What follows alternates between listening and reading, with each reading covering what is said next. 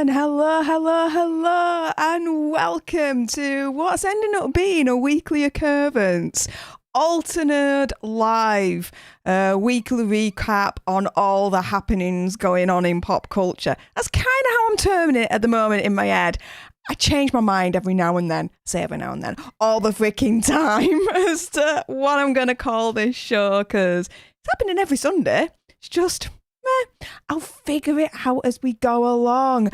By the way, before I get to chat, what do you think to the new visuals? This is the new camera right now, the DSLR in play. It's working.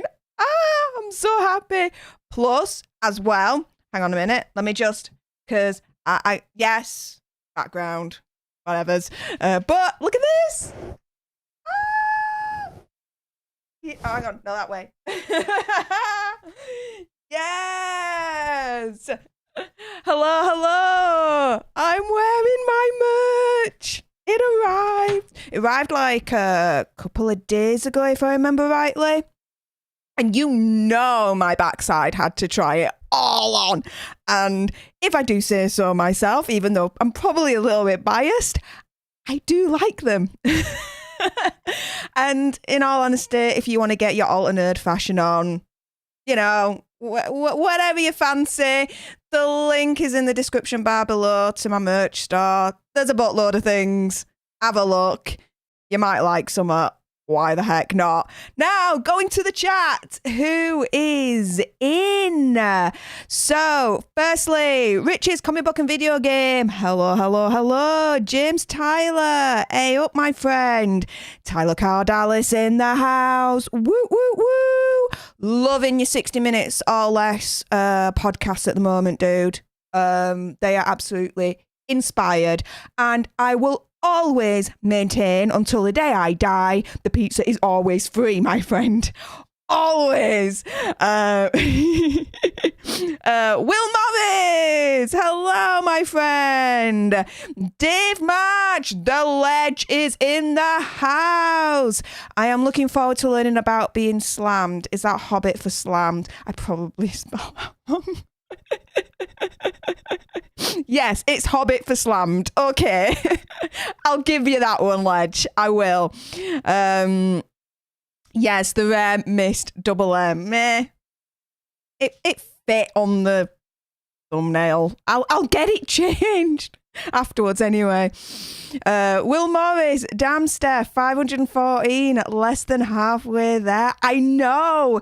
This week, the past 7 days, for some reason, my channel has just comparatively to the size of my channel, it's blown up all of a sudden, and I'm getting a lot of views on the Loki Alter Philosophy episode that I did a couple of weeks back, which I'm not complaining. I'm cool with that.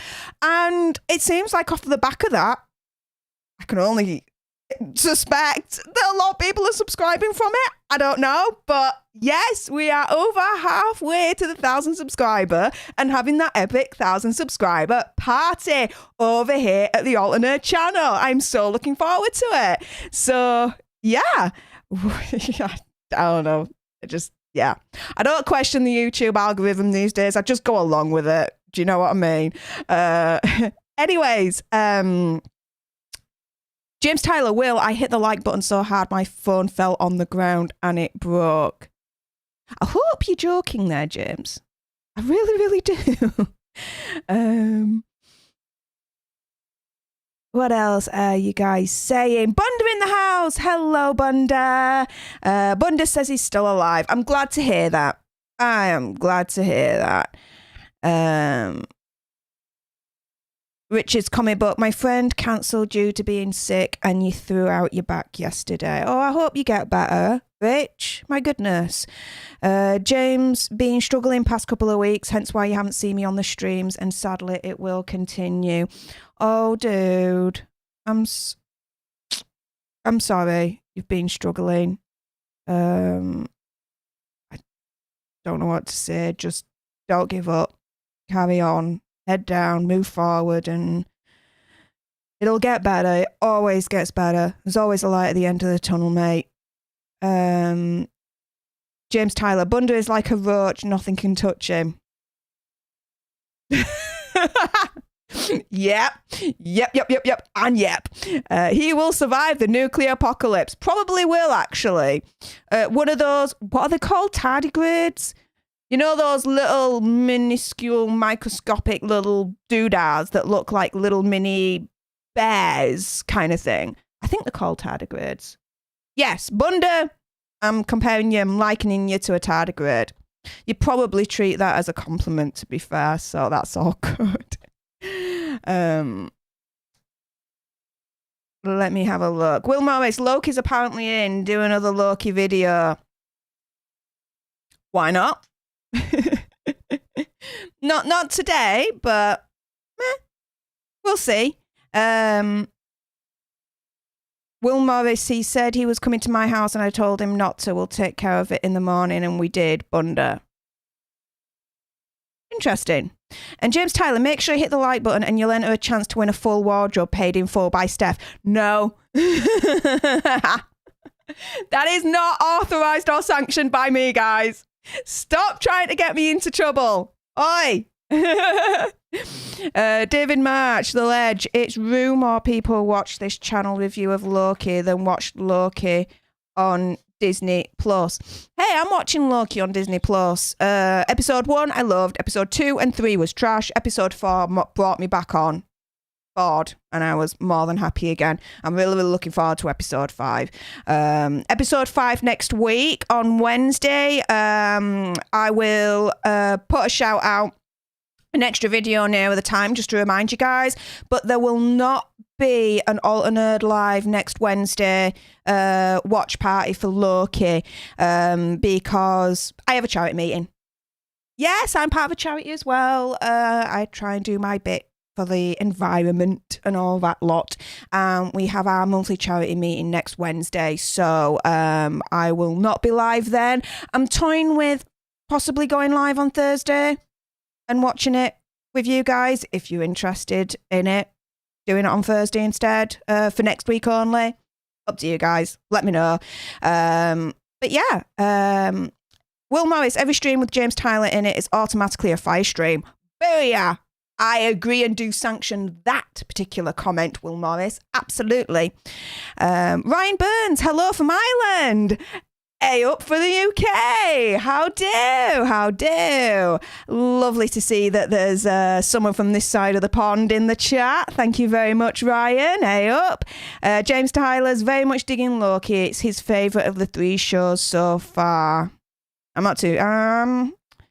I can't make that determination yet because I haven't seen all of Loki. No one has. So I will wait until we see the finale and then I will say if it's better than Falcon, Winter Soldier or not. In my humble opinion. Bunda, hit the like button if you want Steph to name Bunda head mod. Bunda. Oh my goodness. Will Morris says he's the same way. It's been pretty hit and miss. It's the best of the 3, and that's not saying much.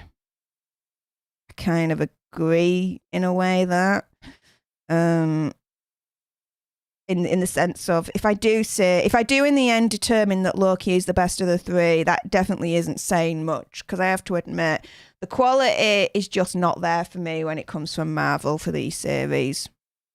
Just not impressed overall with it. Chris Jordan, hello from England. Hey up, my mate. How's it going, Chris Jordan? Someone from my country over in the chat. Way! Being isolating due to having COVID, is free on Wednesday to see Black Widow at cinema.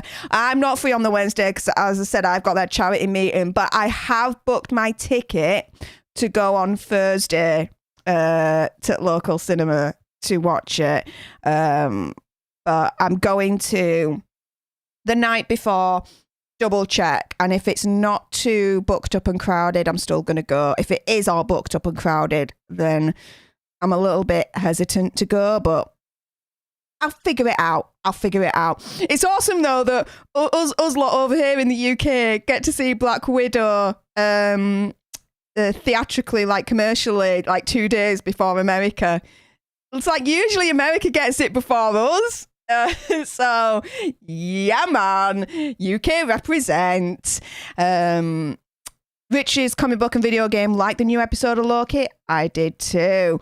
But anyway, just before we get on to the first topic, I wouldn't be a good professional-ish YouTuber of the world if I didn't say, if you are watching and you've not yet subscribed, what are you doing with your lives? Subscribe to join the Alter Nerd tribe. We are one step closer to getting to 1,000 subscribers and having that epic 1,000 subscriber party. Oh, yeah, it's going to be epic. It's going to be one for the ages. You know that. Also, as well, as I would always recommend for your favourite YouTubers, like, comment, share. Absolutely important that you do that. It helps their channels and mine, if you do it with me, grow and just, help our community grow and be better and be more awesome and be more epic. And who doesn't want that? I want to be more awesome and more awesome and epic. Don't you want to be more awesome and epic? Well, that's what you need to do. Like, comment, share, subscribe. There we are. It's all $3.99, my friends. Ooh, hello.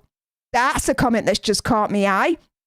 Chris Jordan, also a massive Alter Bridge fan, was one of my last concerts in 2019 before COVID hit. Dude, Alter Bridge is my favourite band in the whole wide world. You can ask anyone in this chat right now and they will say I am telling the truth, like hand on freaking heart. I have seen them 4 times and I have paid for the VIP twice to be able to meet them, like in person, and have stuff signed and speak to them. And I hugged Miles Kennedy twice. I don't know how I was able to do that, but I did. And I shook all the hands. And this was the one before, all pre, Bud Light and all that lot, you know what I mean? But oh my goodness, yes, I absolutely adore that band. So you saw them when Walk the Sky came out. Do you know what then? Hang on. Which concert did you go to, Chris? Because the one that I went to was the Nottingham one. Were you at the Nottingham concert, dude? Because if so, then, oh my goodness, like, small freaking world indeed. Do you know what I mean? Uh-oh, Bunda, not another Alter Bridger. Will Morris. Yes. Will Morris. Yeah, Alter Bridge is Steph's main jam. There you go. You see, do you know what? The one thing, though, that I absolutely really, really regret is not getting in soon enough to get a ticket for the Royal Albert Hall, the Parallax mashup with Alter Bridge. Oh my goodness, to have been there live and to have seen that all happen, oh, that would have been an experience. I mean, obviously I've got the DVD and I've got the CD, so, next best thing, I suppose. But that is the one thing I regret, not being able to get there quick enough to get those tickets, because son of a what's it, they sold out like that. They were freaking gold dust by the end. And let me have a look. Oh, you went to the London O2 Arena one. Fair play. And yes, Will Morris, I think you're outnumbered too, Bunda. Ha! But yeah, just to let you know, Chris Jordan, Bunda means well. He's a friendly troll. Okay. James Tyler, speaking of Alter Bridge, hopefully if WWE 2K22 is good, Metalingus will be my entrance music. Steph, you can't have called it. I called dibs. Meh. You can call dibs to Metalingus. I'm cool with that. I love Metalingus, don't get me wrong. Iconic song from Alter Bridge, but they have others as well, so we're good. And hello, David Small Money. Yo. Hello. Welcome. Thank you very much for joining the chat. And do you know what? With that being said, let's get on to the first topic of the end of the week. And it is this. Stephen Dorff, he of Blade fame, as far as I'm concerned. You know the bad guy in Blade? Blade 1. The one that's the best, as far as I'm concerned. Yeah. He's apparently embarrassed for Scarlett Johansson for appearing in, quote-unquote, garbage Black Widow. Yeah, I know. He says it looks like garbage to me. It looks like a bad video game. Well, I saw this title of the article and I was like, ooh, let's read on and find out what the deuce is going on, right? So he says that he's embarrassed. And again, the article says that he says that it looks like garbage. In a new interview with The Independent, True Detective actor Dorff shared his distaste for the new film, saying, I still hunt out the good shiz because I don't want to be in Black Widow. It looks like garbage to me. It looks like a bad video game. I'm embarrassed for those people. I'm embarrassed for Scarlett. He obviously hasn't played the Avengers video game, the one that came out recently. Because that's a bad-looking video game, you know what I mean? And he obviously hasn't watched, I don't know, Captain Marvel. I thought that looked trash, in all honesty. And even, to a certain extent, Loki. I mean, I've been commenting on that a lot when we've gone live, you know, the stuff that they show us, you can tell it's freaking green screen. Like, the quality's just not there whatsoever. I digress. He really hasn't seen bad video games, let's put it that way. Continuing his tirade, he said, I'm sure she got paid $5-7 million bucks. Probably got paid more, to be fair. But I'm embarrassed for her. I don't want to be in those movies. I really don't. I'll find that kid director that's going to be the next Kubrick and I'll act for him instead. Elsewhere, the article then says that Black Widow star David Harbour has reflected on the bizarre circumstances that saw him play a Russian-based prisoner in both the new Marvel film and the forthcoming fourth season of Stranger Things. He just said, I read the script, called the Duffer Brothers and went, guys, I hate to do this to you, but I'm doing a thing in a Russian prison. He revealed, they were like, yo, what? But Enemy have reviewed Black Widow and they've said, blessed with a cast of comic book newbies, all of whom employ dodgy Russian accents. Fair enough. Black Widow serves as a palate cleanser ahead of Marvel's imminent Phase 4. Slated movies like Eternals and Shang-Chi and The Legend of the Ten Rings are going to introduce a lot of new faces, and Florence Pugh, David Harbour and Rachel Weisz prove new blood doesn't have to spoil the formula. That review ain't glowing, in all honesty. Saying Black Widow is a palate cleanser. Ooh, the shade, guys. The absolute shade. But this is the bit that reminds me of when Scorsese turned around and basically said, in my opinion, paraphrasing, that, you know, superhero movies aren't proper movies at all, kind of thing, you know? Where he says, you know, I don't want to be in those movies. Dorff says, I really don't. I'll find that kid director that's going to be the next Kubrick and I'll act for him instead. Whether that's just taste or whatever, for me, that comes across quite elitist. What do you guys think? Come back to the main screen so you get to see all of me. Hello. But yeah, what do you guys think to this? I mean, in terms of like the trailers that you've seen, I don't think it looks like a bad video game. I think the graphics look pretty good, in all honesty. There are movies that look a heck of a lot worse. You know what I mean? So there is that. But yeah, I think Stephen Dorff is being extremely elitist, saying that, you know, I don't want to be in those movies. Those movies are beneath me. I'm going to find the next Kubrick and I'm going to act for him instead because they're more highbrow and they're proper movies. That's proper film. This is just whatever.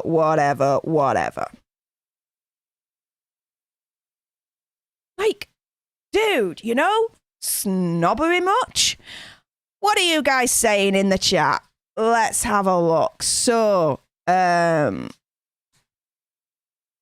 James Tyler, there's no way it'll be worse than Captain Marvel.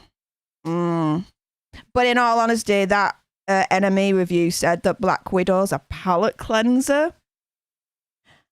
That doesn't instill confidence in me for this film. You know what I mean? But we'll see on Thursday.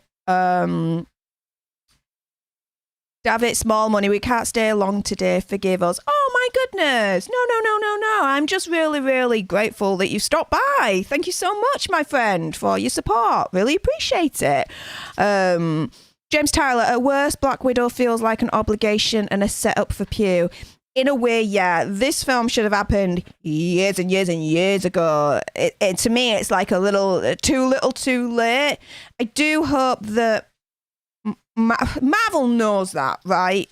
Quite clearly, Marvel should know that. So as far as I'm concerned, they should set up this film that, in a way, lessens that sentiment of too little, too late. We'll see. And James Tyler says, and depending on how it is, I may give it a 6 at worst, and that's not too bad. Well, if you're saying 6 out of 10, then no, not bad at all. Will Morris says, if anyone has listened to the audio commentary on the Blade Blu-ray, you'll know that Wesley didn't seem to like Stephen very much. Ooh. Is that because Stephen's basically a snob, elitist kind of actor person? And be like, he signed on to do Blade for the money, but thought he was basically above it? Because I'm sorry, this article that we're reading right now proper gives me the vibe of snobbery. He's above it all. You know, superhero movies are below him. He wants to do the proper film, artistic, dramatic kind of films that are Kubrick-esque.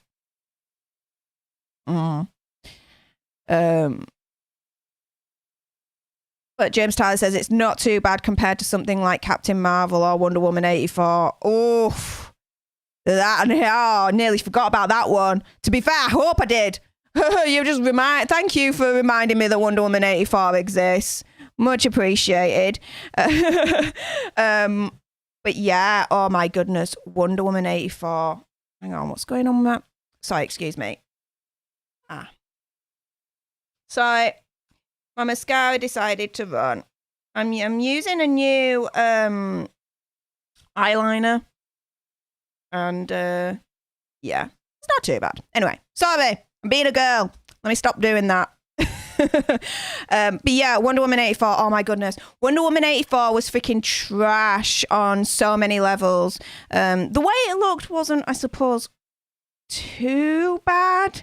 Up until you got to the part where you got to see Cheetah in a full Cheetah mode. And I was like, really? You couldn't have done this better? Like, come on. Storyline was rubbish. Oh, I hated the pants off of Wonder Woman 84. Yeah, in all honesty, for something to be worse than Captain Marvel or Wonder Woman 84, that is a freaking achievement in itself, guys. A freaking achievement. Oh my goodness.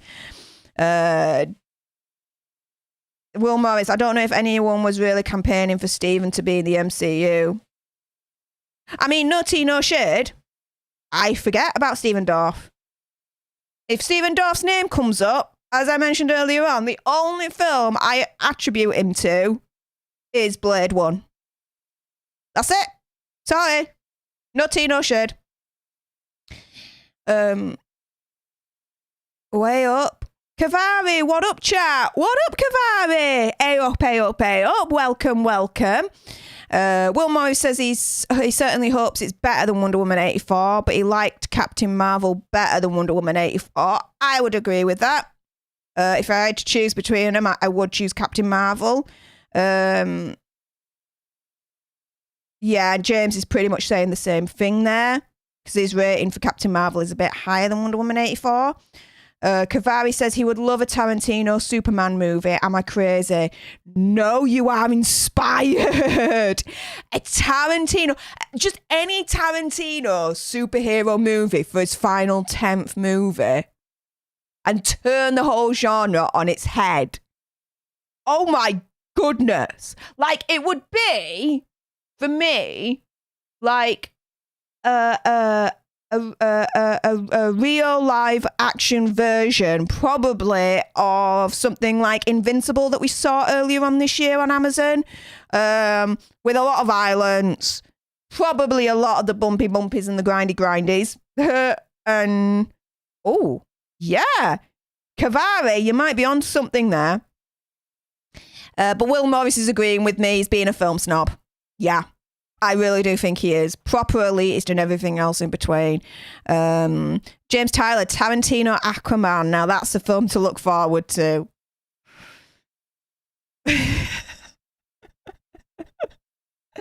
I have so much stuff going on in my head right now in terms of what I'm thinking with that kind of mashup that... YouTube would probably censor this video and restrict it. So swiftly moving on. Damn it, Small Money. Sorry, Steph, we were listening and thinking about what you said. It's cool. Don't worry about it, mate. Matthew Coburn, while I like the film and it was an early film of his, the gate wasn't some high mark in films. Again, when I think of Stephen Dorff, I just think of Blade. That's the only thing that I can think of that Stephen Dorff is in. Sorry, but it is. And I don't think of him as some kind of highbrow actor or like that. Not like one of the best or anything like that someone like the likes of Kubrick back in his day would have hired for one of his films. I do think that he's thinking too highly of himself. But that is my humble opinion as always.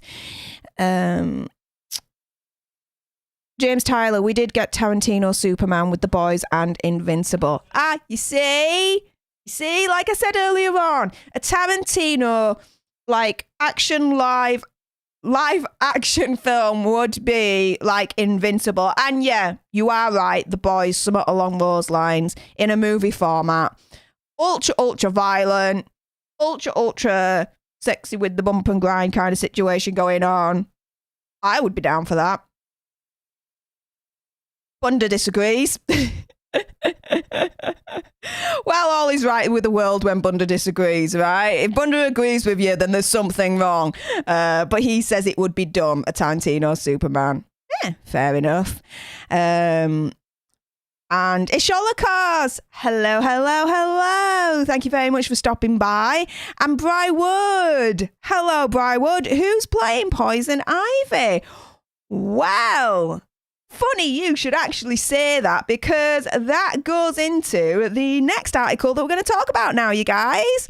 So, Charlize Theron as Poison Ivy for Robert Pattinson's The Batman. We get to see some concept art finally for this. And to be fair, it does look pretty realistic, in all honesty. So a new concept design for Robert Pattinson's The Batman universe imagines Charlize Theron as the next live action Poison Ivy.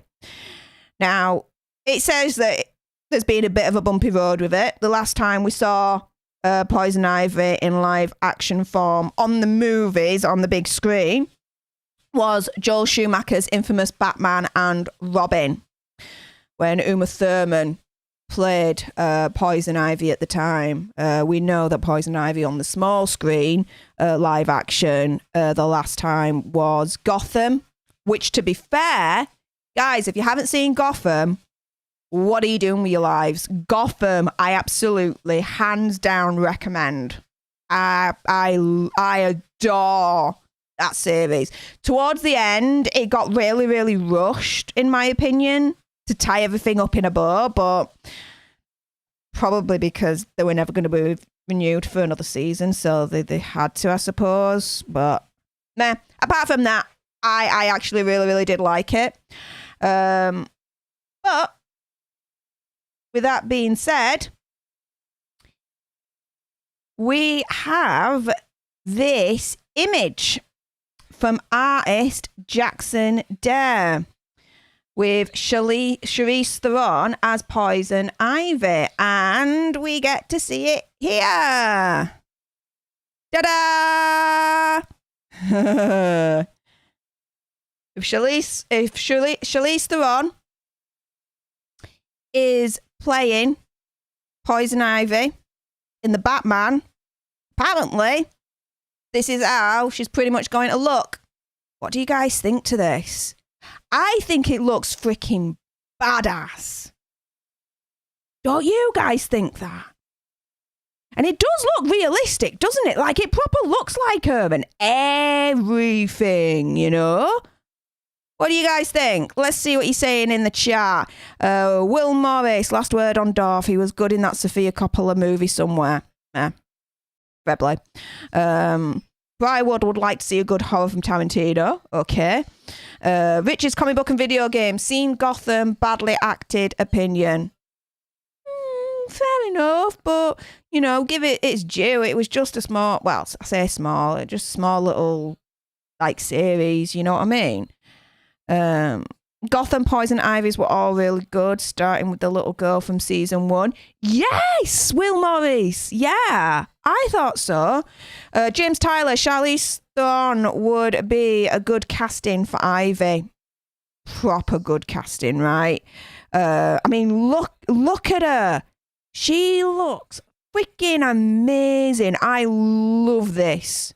Love this, especially like you see in the hair. Like, I don't know what to me they look like. Let's try and zoom in a little bit more. So these look like, I don't know, they look like screws, but they're obviously not screws. There's something else, but it just looks like little like tentacles, like plant tentacles through her hair, and it just looks absolutely stunning and beautiful. What else are you guys saying? James Tyler, I can see her acting with Robbie as Harley. Yeah. Because, I mean, to be fair, Charlize Theron has been in quite a few comedic roles, so she'd be able to proper bounce off of Margot Robbie. Yeah. I say, why not? Will Morris, I don't think the acting was bad, Rich. It was more that they were going for a campy vibe. Yeah. And Matthew Coburns watched Gotham as well. Yeah. Richard's comic book and video game thinks that Charlize Theron would be great. I think she would be as well, as Poison Ivy, especially in this get-up.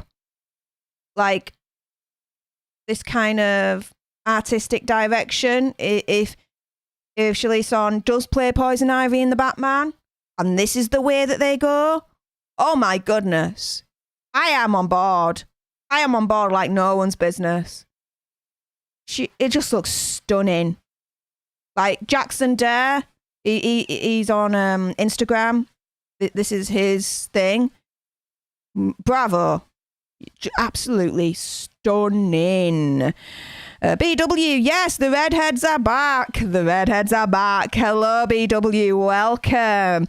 Annie Still says that it looks epic. It does. Just looks absolutely stunning and beautiful. Oh, yes. And what else? She also looks like Beyonce. No, I don't see that, David, but okay. That's your opinion, but I don't see it that much, hon. Oh, correction, she does not look like Beyonce. There we go. Back to reality. Fair play, mate. Will Morris, Constantine was solid. He just should have been in England. Well, Matthew Coburn looks like a cool R-rated horror version. Yeah.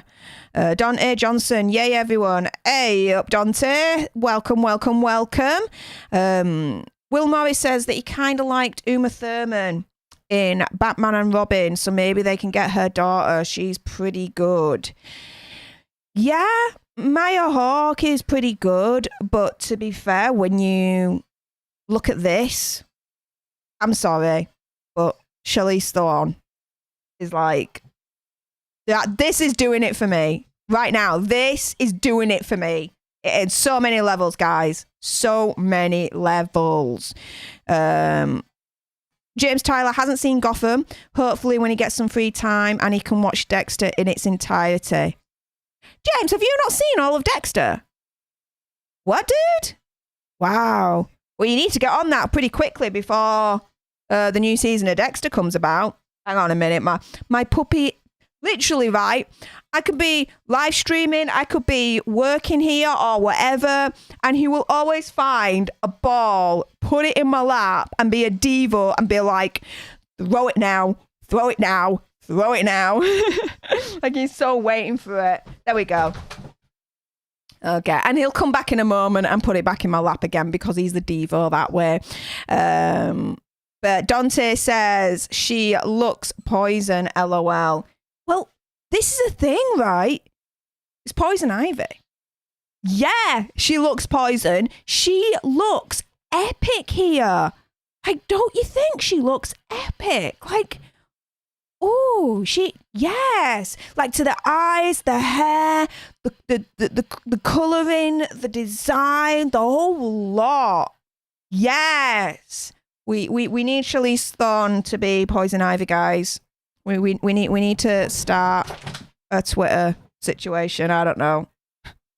I'm now just talking out of my backside here. Will Morris, remember they are going for a younger Batman. Yeah, but even though they're going for a younger Batman, I mean, Poison Ivy could be older. That doesn't matter, does it, really, Will Morris?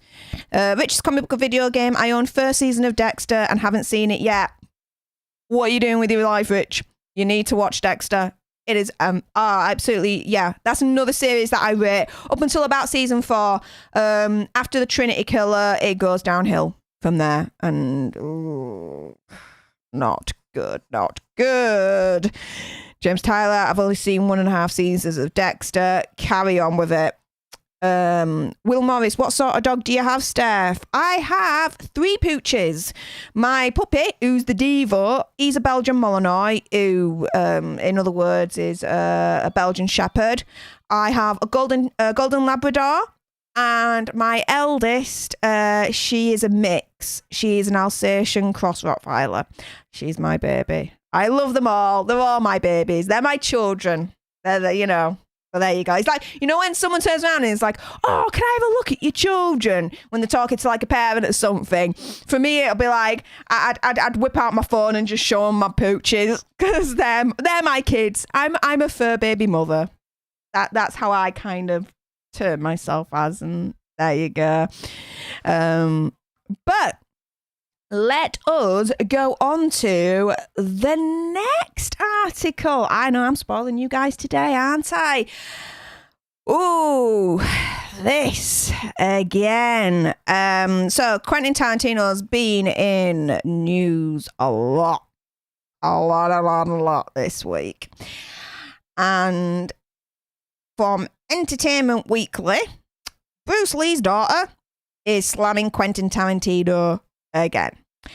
She says, I'm tired of hearing from white men in Hollywood. Okay. So she's once again criticised Tarantino after the filmmaker dismissed critiques of his depiction of a father in his film and now the novel, Once Upon a Time in Hollywood.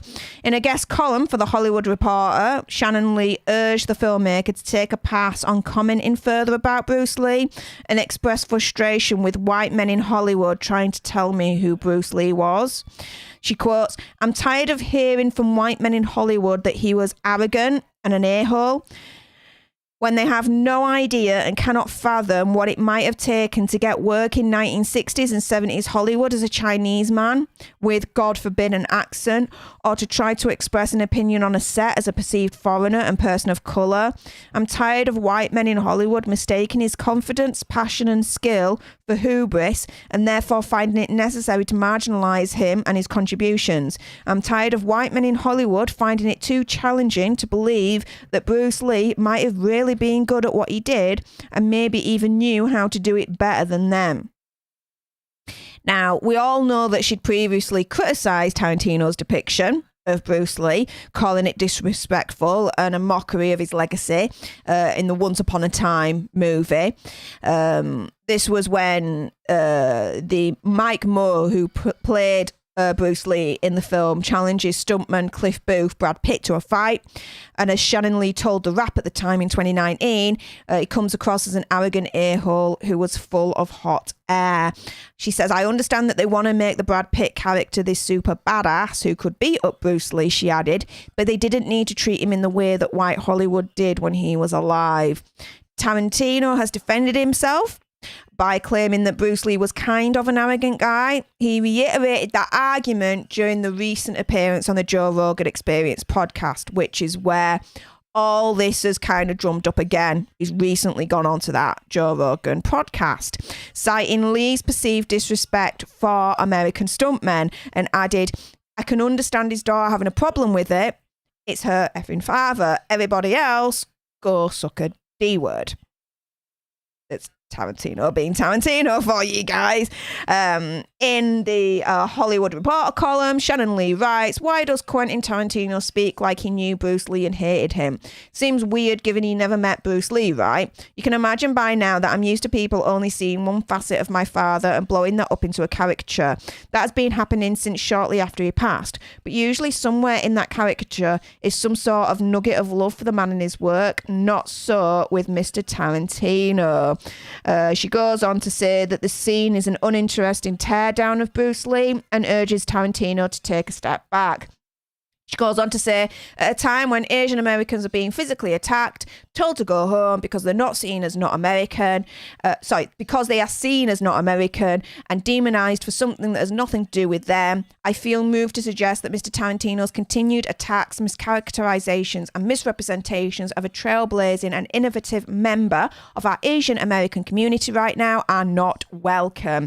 Mr. Tarantino, you don't have to like Bruce Lee, but in the interest of respecting other cultures and experiences you may not understand, I would encourage you to take a pass on commenting further about Bruce Lee and reconsider the impact of your words in a world that doesn't need more conflict and fewer cultural heroes. Okay. So, that's a lot. That's a lot of shots going Tarantino's way. Now, I get Tarantino's kind of sentiment here. You know, he can understand that his daughter has a problem with what he did. Fair enough, right? It's his daughter, for frick's sake. You know what I mean? But as you cannot, he's not, okay, I don't know, honestly, like, how do I put this? I don't know personally what's going on in America because, to be fair, I ain't living there. I think you know where I live. I live in sunny old England. Less of the sunny, more of the old. But I'm living over here on this other side of the pond, right? And for me, it's like what she's saying here, in terms of my interpretation of it, is that Tarantino using Bruce Lee in this film and how he used Bruce Lee and how he represented Bruce Lee is causing more harm than good when it comes to the Asian American community, and is causing a lot of hate towards the Asian American community because, you know, she right at the end, you know, references, you know, the Asian American hate going their way at the moment. And so to conflate that with the Bruce Lee inclusion in Once Upon a Time, to me, it's like she's saying, look, you've got the Bruce Lee character in Once Upon a Time, and you've got Asian Americans being physically attacked at the moment. And she's saying that both in the same article. For me, it's like she's trying to link that together. Do you know what I mean? Is that right of her to do so? Guys, I'm asking you in the chat, especially the ones that are living across the pond right now. I mean, this film came out a couple of years back and she's still not over this scene. I don't get it, but, well, I do. It's, you know, it's not showing her father in a great light. I get that, but even after all these years, she's still on it. I don't know. Just having a conversation with you guys. If there's anything that you can tell me that might educate me further, please, I am all for that. I have an open mind. Let me know. What are you guys saying though? Will Morris, she's just very angry. Rich's comic book and video game, that's an alternate reality Bruce Lee. I mean, yeah, when it comes to film, it's Once Upon a Time in Hollywood film. Yeah, it is based on a true story, but with, you know, the Manson situation that happened. And I've got to be very careful of what I say here because YouTube. But it doesn't... Tarantino did not make a documentary, right? He made a film. And in film, there is artistic license to bend truths, right? We know when we watch a film that it's not really real life, right? It's not true to life, you know? There's a little bit of reality that's bended and all that lot. So, you know, I think that when it comes to criticisms like this, to me, it's like, okay, fair enough. That is your opinion and I respect that. But then you're not giving the audience a lot of credit to make that determination of, you know, now that's not how Bruce Lee was. This is just like bending reality here. You know what I mean? She's not giving the audience a lot of credit to be able to think that for themselves. I don't think, but meh. James Tyler, he might have had an arrogant side. This is old school Hollywood. True. And how would she... the thing is, she might not have known that. You know? She might not have known that he had an arrogant side. Do you know what I mean? But especially, you know, in his work, she might not have known that. That's true. Kavari, newsflash, Tarantino is white, LOL. Which other director gets away with using the what's it word in so many of his movies? Yeah. And I wonder with his 10th film, if given the current climate that we are in at the moment, if he would, if the story called for it and it wasn't egregious or it wasn't out of place, if he would still continue with using that language as he has done so many times before. Just a thought. James Tyler, she just wants to confuse the issue and make it about race. I know it's her father, but for her to drag race, F her. Yeah, and that's what I was saying earlier on, in the sense of she's saying in one hand that Tarantino misrepresented Bruce Lee in the Once Upon a Time film, and then right at the end is then referencing the hate that Asian Americans are getting at the moment. And for me to do that, she's basically saying, you know, to me anyway, my interpretation of it, I may have got the wrong end of the stick, but this is my interpretation.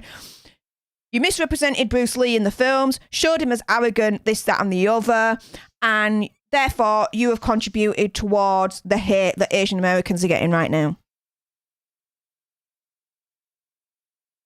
What evidence do you really have of that? What evidence do you really have that this film has contributed in any way, shape, or form based on the representation of Bruce Lee in Once Upon a Time to the hate that Asian Americans are getting right now? And again, I say this with the caveat, I don't live in America. I don't fully understand or know the ins and outs of the Asian American community and what they're experiencing. I only know what I know through what you guys tell me, through articles, through the news, right? But for me, still comes down to, you're making a claim like that. Where's your evidence? Where is your evidence that correlates Once Upon a Time film to the hate that the Asian Americans are getting? Am I speaking out of turn? I mean, please let me know. But yeah, Will Morris, she does have a point, and Bruce was a father. She lost him very tragically, so she is naturally very protective. And again, I agree with that as well. Like Tarantino says, you know, he understands why she's peeved off. Of course, it's a father. Everyone else can suck a D. Literally his words. David Small Money in the film IP Man, The Final Fight, made a few years ago in Hong Kong. Bruce Lee was IP Man's guru. Bruce Lee was represented as talented but arrogant.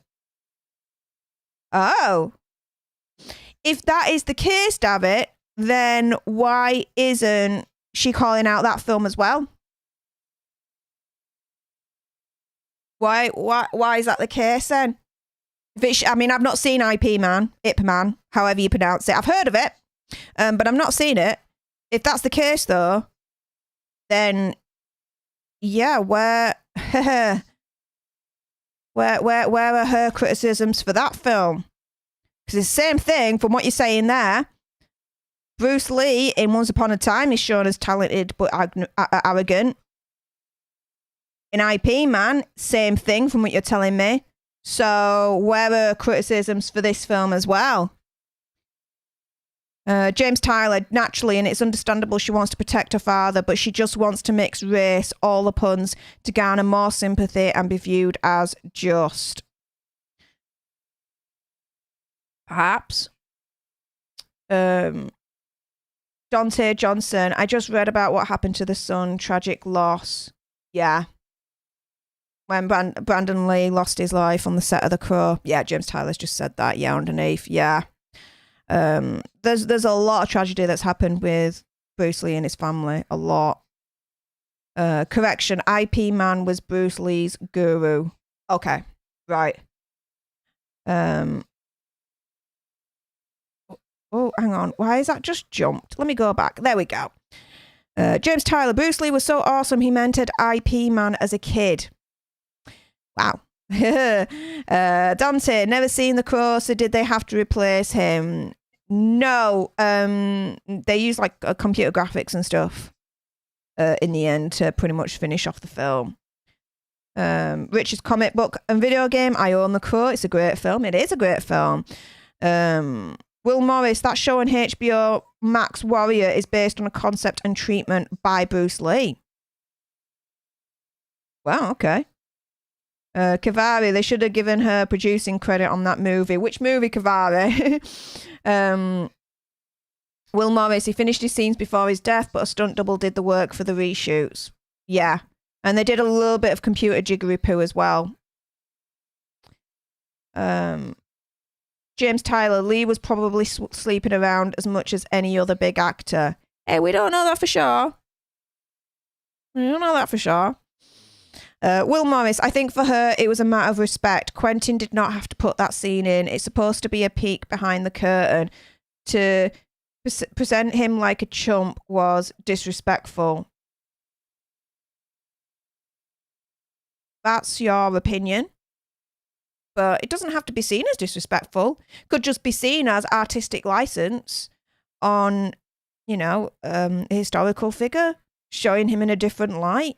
I mean, we're not all perfect. We can be arrogant. We can be kind. We can be lovely. We can be bad, We suffer from what we call a human condition of not being perfect. So being able to show Bruce Lee in a different light, well, it's disrespectful because why? Like there's other people in real life that have been in movies portrayed in different ways, but no one else is coming out, as far as I know, and they're saying, "Oh, you're being disrespectful, this, that, and the other." Just letting the film do its thing, and that's it. It's just a film, you know. Well, there you go. Michael Bay is a better director than Quentin Tarantino. That's not a troll. Wonder? That is a troll. Michael Bay is awful, just as bad as BVS Guy. Hell yes. BVS Guy, I think, is worse. And yeah, BVS Guy, for everyone that doesn't know, Zack Snyder. Home run, Astros go up 3-1. I presume this is some kind of sport that you're watching as well, Bunda. Fair enough. Michael Bay and Hack Snyder are in the same boat. Cavari. Oh, Richard's comic book and video game. No, you're not, Steph. You're doing great. Thank you, honey. James Tyler, they are in the same boat. They graduated from the same school. Okay. Will Morris, that scene was about making his character look tough. The Brad Pitt stuntman, he's made comments to suggest that he thought Bruce was arrogant. Oh, yeah. It's just artistic license, right? Like, Tarantino has not definitively turned around and said Bruce Lee was an arrogant POS, right? It's just part of a story. That's it. No, I don't get it. I don't get the outcry for it. Cavari, Tarantino's done more for diversity, especially for the African Americans in the film industry. Yeah. I mean, my favourite film, right, from Tarantino is Jackie Brown. And that's probably going to be surprising for a lot of you for me to say that. But it really is. My favourite Tarantino film is Jackie Brown. Absolutely adore that Tarantino film. It's my top one for Tarantino.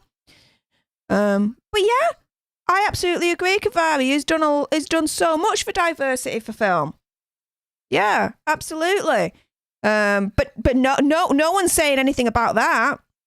No, it's just this one small little scene in Once Upon a Time where, oh my goodness, you treated Bruce Lee with disrespect. You showed him as arrogant. Wow. Really? And what? You're supposed to be crucified for that? No.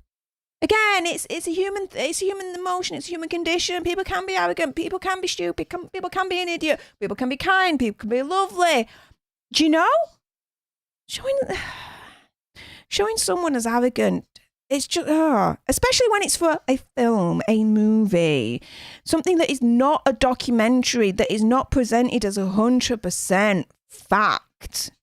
Now, if it was shown as a documentary and said it was 100% fact, and you show him as arrogant in that scene when he actually wasn't, then you've got a problem. But again, it's a film, it's not a documentary, it's not shown as 100% fact. So again, there is this thing called artistic license. You know, it is allowed, right? Isn't it?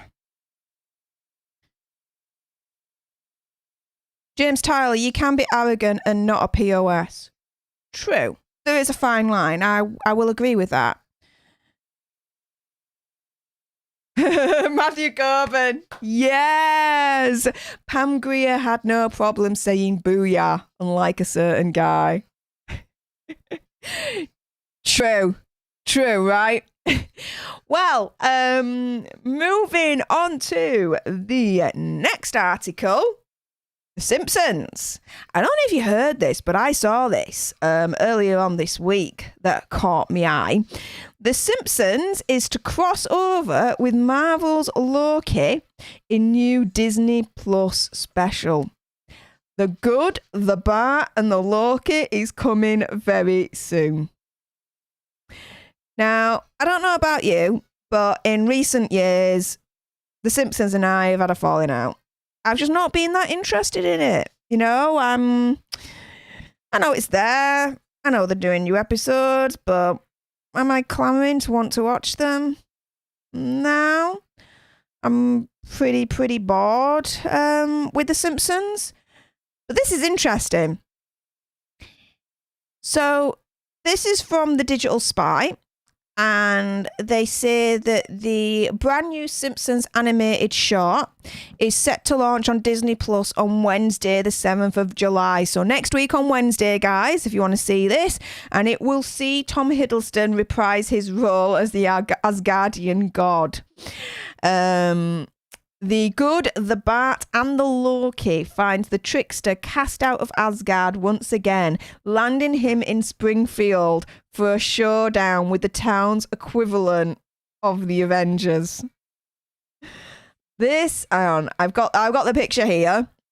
This is what it's looking like. The poster for it. And yeah, Lisa as Thor. Okay. Interesting. Barney is, it looks like Iron Man.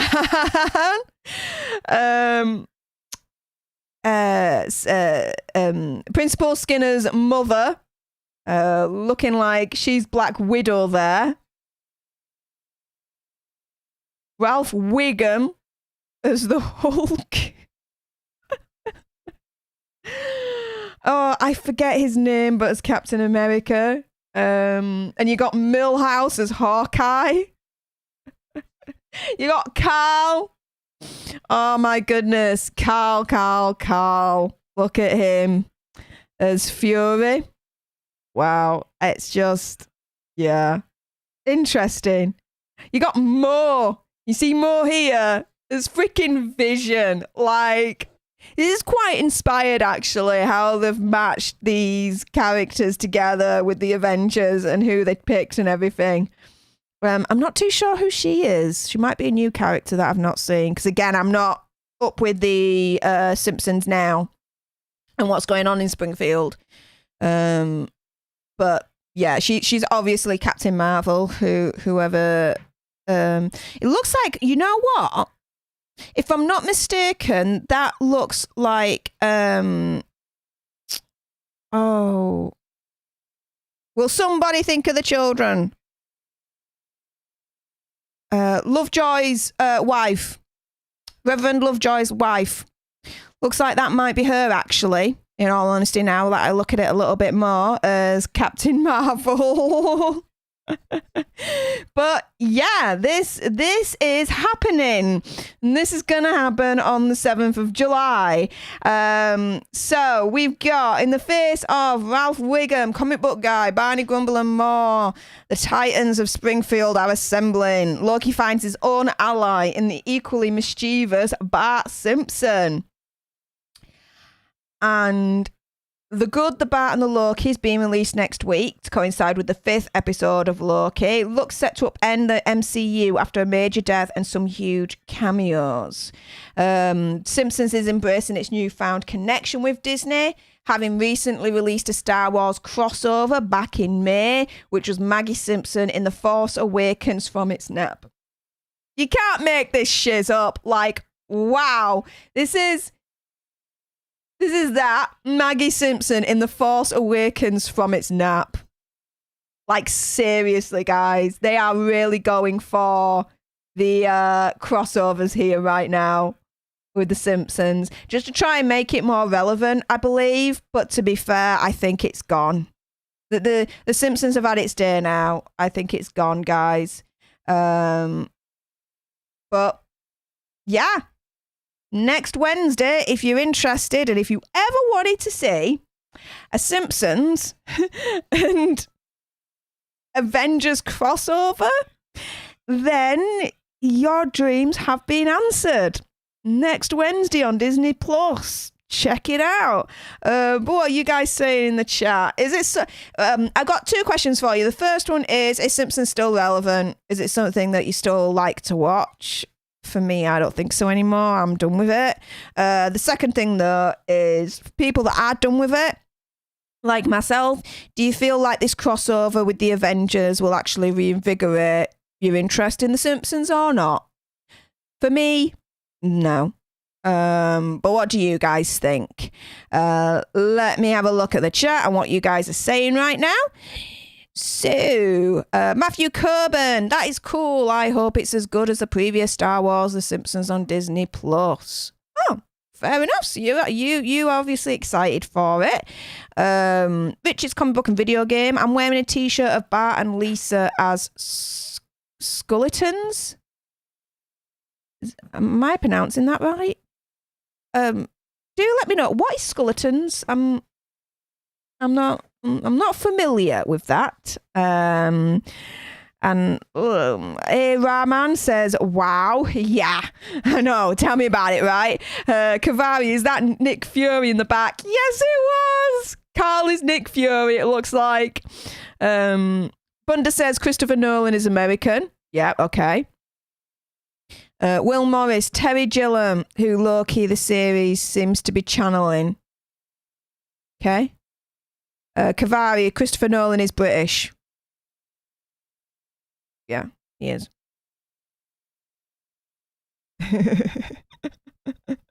Bunda, stop trying to rewrite reality. It's not going to happen, mate. James Tyler, have I missed something in the chat here? You're just discussing directors right now. James Tyler, Danny Boyle, he did 28 Days Later, Slumdog Millionaire, and 127 Days. Another cracking UK director. UK represent. Kenneth Branagh. Exactly, Will Morris. Yes. He did Thor. He's also an actor. Yes, he is, James Tyler. Will Morris, I haven't seen The Simpsons since the movie came out. Yeah, that was what, over 10 years ago now? Bloody hell, time flies, doesn't it? Bloody hell, time flies. Yeah, I've not seen The Simpsons really since the movie came out. And I wasn't really that impressed with the movie. It was sad. Bunda, who directed Can't Pay Will Take It Away. Give him a movie deal. No. Richard's comic book and video game says he's not really interested in the crossover. Nah. Me neither. I'm not. But before we get on to the next article, second to last article, actually, to be fair, you guys, we have a little celebration at hand. Pius Jorda, or Pius Jorda. Again, I apologize if I'm butchering your name, but you are the latest subscriber to join the Alter Nerd tribe. Thank you. Thank you to PF Prius for subscribing earlier on. Really do appreciate it. But it is now Pius, or Pius, again, apologies for mispronouncing it. See, I even mispronounced. Yeah. The mispronounced word. Oh my goodness, like there's no hope for me. There is no hope for me at all in this world, I swear. P.S. Jorda is the latest member to join the Alter Nerd tribe. And there you go. Your name is down below in lights. Thank you for joining. Anyone that's watching and you haven't done so already, what are you waiting for? Subscribe to join the Alter Nerd tribe. We are now one step closer. Thank you to PS to actually hitting 1,000 subscribers and having that epic 1,000 subscriber party over here at the Alter Nerd channel. But with that being said, let us go on to the second to last article here. And this one's a little bit of a doozy. Do we all remember last year, right, that Brie Larson started her own YouTube channel? Yeah, she thought, I'm going to go onto the YouTubes. I'm going to start my own channel. I'm going to do this and I'm going to do that. Well, a year later, what's happening to her channel now? Well, Digital Spy, Captain Marvel star Brie Larson announces big career news in emotional video. Brie is stepping back from YouTube. Which, translation, Brie's quitting YouTube.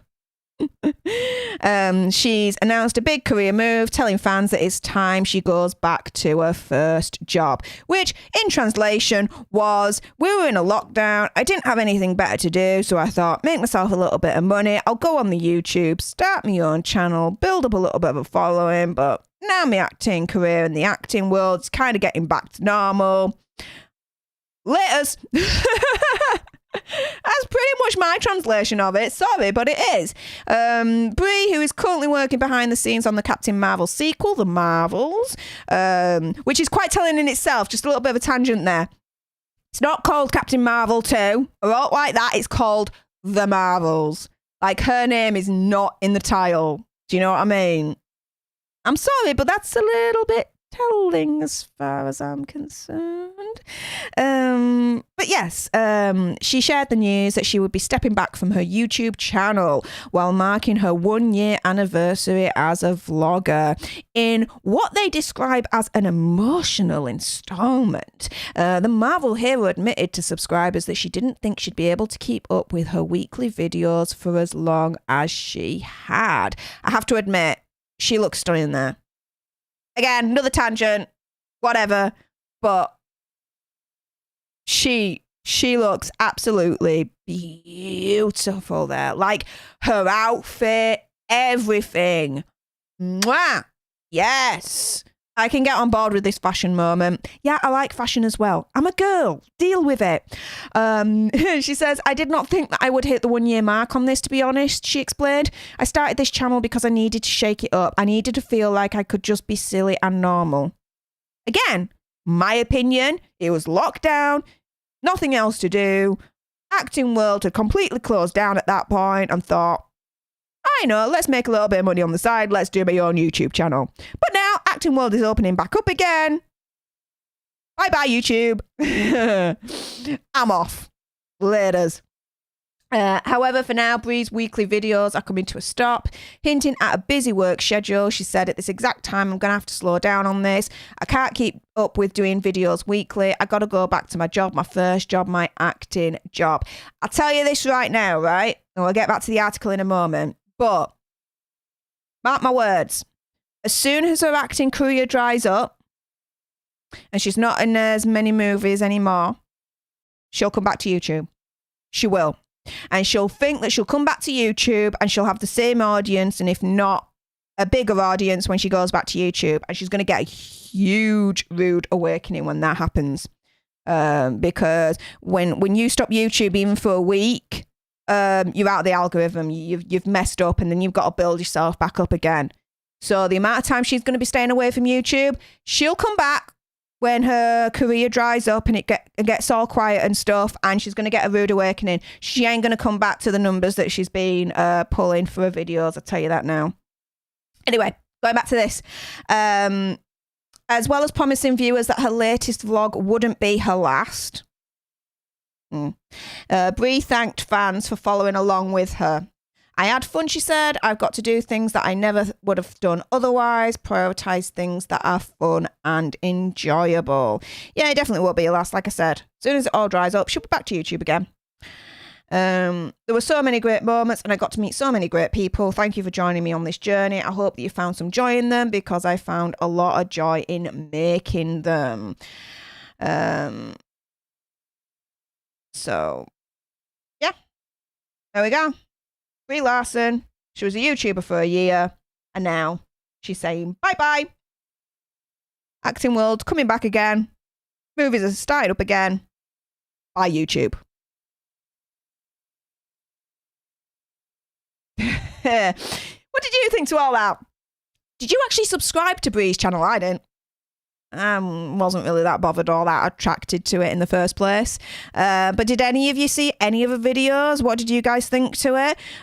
With her quitting YouTube, does that rock your world? Doesn't for me. I'm like, whatever. She'll come back, but she'll, like I say, she'll have a rude awakening. She won't come back to the numbers that she was pulling for a video. She'll have to build herself back up again.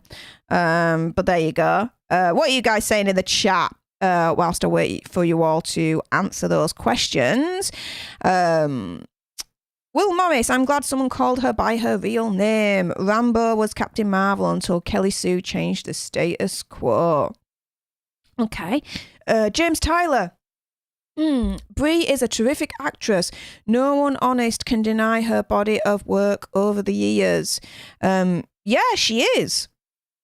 It's just, she wasn't that impressive in Captain Marvel. But to be fair, that could just be because of the script. Hang on, let me just Strip that a little bit. There we go. That could just be more because of the script and what she had to work with, because to be fair, her Captain Marvel came off as really standoffish, rigid, cardboard, know-it-all, like, do you know what I mean? But a lot of her other work, yeah, I do like. Community. I rewatched Community like so many times, it's untrue. I can never get bored of that show. I absolutely adore it. And she's only in it like a couple of times, but Brie Larson is like a guest star in it at one point, being Abed's like kind of love interest kind of situation. And, you know, she's quite quirky and fun in that. I liked her in that.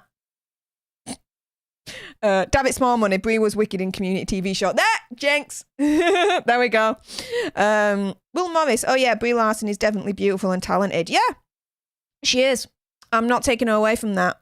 But I just think that with her YouTube offering, maybe I'm being cynical here, but like I say, I think she just did YouTube because she didn't have anything better to do. It was lockdown, and she did it not out of the passion for creating content or anything like that. Just more to do with, she's not filming it at the moment. She needs to make some money, and here's a YouTube option. My opinion, my conspiracy, my whatever. But there you go. Will Morris, I just think people get her. I don't know what you mean by that, but okay. James Tyler, or start an OnlyFans, LOL. Oh, yeah, no. No. Yeah, Will Morris, nah, I don't see you going down that route. I don't see you going down that route either, mate. No. James Tyler, he didn't subscribe. He's sick and tired of the Brie videos on YouTube and never bothered with her or content surrounding her. The hate is tiresome. Yeah, I mean, I'm not hating on Brie. Like I said, you know, I like her in all the other stuff that I've seen. Captain Marvel is definitely a low point for me. But again, that as I'm kind of, you know, being objective here, it could just be because of the script and what she had to work with. There is that as well, in all honesty. But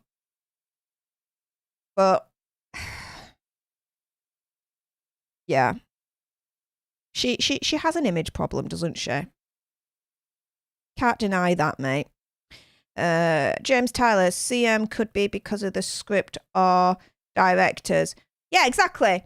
Hopefully with the director changes, she can improve. She was as stiff as wood in CM and hope she improves. Exactamundo. Exactly what I said like 2 minutes ago. Yes. Will Morris, I watched the one where she was doing a dance for that song Black Sheep from Scott Pilgrim versus the World, only because the original is from one of my favourite bands. All right. And Bunda says Brie Larson doesn't like Alter Bridge. Well, that doesn't rock my world, so whatever. And James Tyler, my friend, loves Scott Pilgrim and loves the song she sang in that film. All righty. And Giovanni Vargas. Hello, Giovanni. Welcome. Yes, please, OnlyFans us. I don't think Brie Larson will do an OnlyFans. Not in a zillion years. But you can always hope, can't you? But just to make you aware, I wouldn't be a professional-ish YouTuber of the world if I didn't do this at certain points during the stream. But if you are watching and you are liking this content, you're liking me, you're liking the look of the channel, I don't know. If you're liking something about this, why not subscribe to join the Alter Nerd tribe? Subscribe down below, like, share, comment, all that good stuff. I always encourage you, for your favourite YouTubers, subscribing, like, sharing and commenting. It does so much for a channel. It helps us grow. It helps us become more part of the YouTube algorithm, making us even better, even awesomer, even epicer as a community. And who doesn't want to be more awesome or epic? I mean, come on, guys. So, yes, if you are lurking and you feel inclined to do so, subscribe to join the Alter Nerd tribe. I promise you, you won't regret it. But let us go on to the final article of the show. This is a little bit of a weird one. we always, well, I say we always, it happened by accident, really, introducing like one weird, strange article from the week. And this one is a little bit more different on the weird and the strange. So a police officer, has played Taylor Swift during a clash with protesters to stop footage going on YouTube. Yeah. Someone is trying to take advantage of the copyright laws and the YouTube rules and terms of service, but is doing it in a way that is a little bit on my side dodgy. But the video of the incident is still available to view online, because you know what?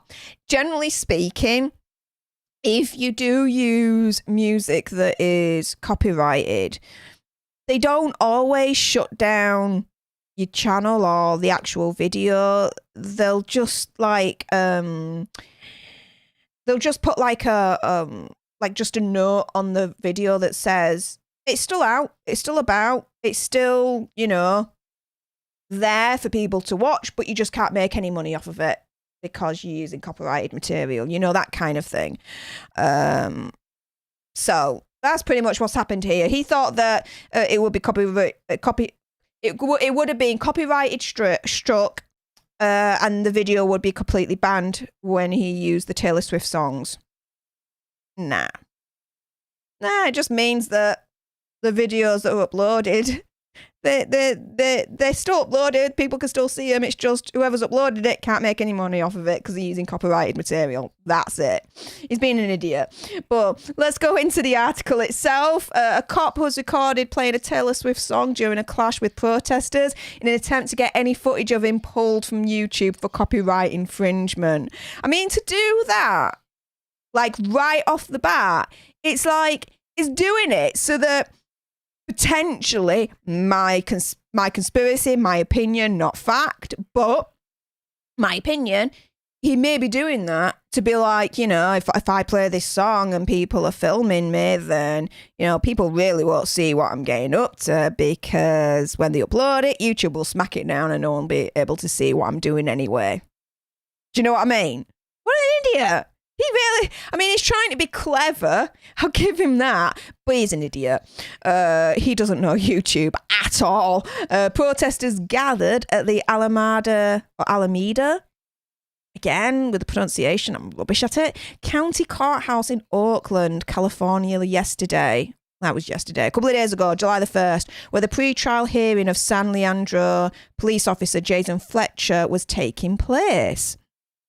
Now, he is facing voluntary manslaughter charges for killing a black man called Stephen Taylor in a Walmart store last year. Fletcher had already tased Taylor, who was accused of trying to steal an aluminium bat in a tent when he shot the man in the chest. Sheriff's Deputy David Shelby had reportedly been arguing with the Anti-Police Terror Project's policy director James Birch about whether a banner was a tripping hazard or not. Aware that the interaction was being filmed, Shelby took out his phone and played Swift's Blank Space on it. You can record all you want, Shelby said after Birch asked him if they were having a dance party now. I just know it can't be posted on YouTube. And here we go, the Anti-Police Terror Project. Cop plays Taylor Swift to prevent video sharing of him harassing protesters, you see? It's like, again, my conspiracy, my opinion, not fact. It's like, if you're trying to do something to stop a video being uploaded onto YouTube, you're doing it so that it'll enable you to still be in the shadows and still do what you want, whether that's legal or not. Do you know what I mean? It means that not a lot of people will see what you're doing, so you can get away with it more, that kind of thing.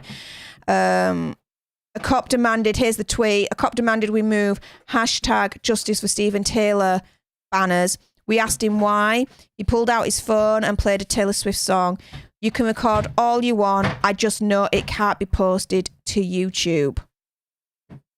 Like, seriously, dude knows nothing. As consequence of sound reports, here we go. This is going to explain it a lot better than I did. As consequence of sound reports, YouTube has a content ID system that scans videos for copyrighted materials that have been uploaded without permission or ownership of the copyright. Shelby appeared to think that by playing a song he didn't own the copyright to, the platform would pull any footage of him that was uploaded in its routine scans. That, though, is a fallacy. That was wrong for him to believe that would happen. However, video footage of Shelby's actions is still available to view on YouTube and other social media sites. Exactly. Because again, when you upload something that's got copyrighted material on it, YouTube won't smash it down. They do have the option to turn around and be like, yeah, you can keep it up on your channel. It's just you can't make any money off of it. It's basically that. A spokesman for the Alameda County Sheriff's Office told ABC 7 News the incident had been referred to Internal Affairs, who would determine if the officer had violated their code of conduct. Which more likely, yeah. Meanwhile, Swift's first of two collaborations with Big Red Machine was released earlier today on July the 2nd. Oh, and there we go. Okay, just saying a little bit more about them, what Taylor Swift's doing. But yeah, guys, that's your weird and wonderful article for the week that I found. Cop plays Taylor Swift during clash with protesters to stop footage going on YouTube. How much of an idiot was this police dude? Like, seriously, he does not know. He thought he was being clever, right?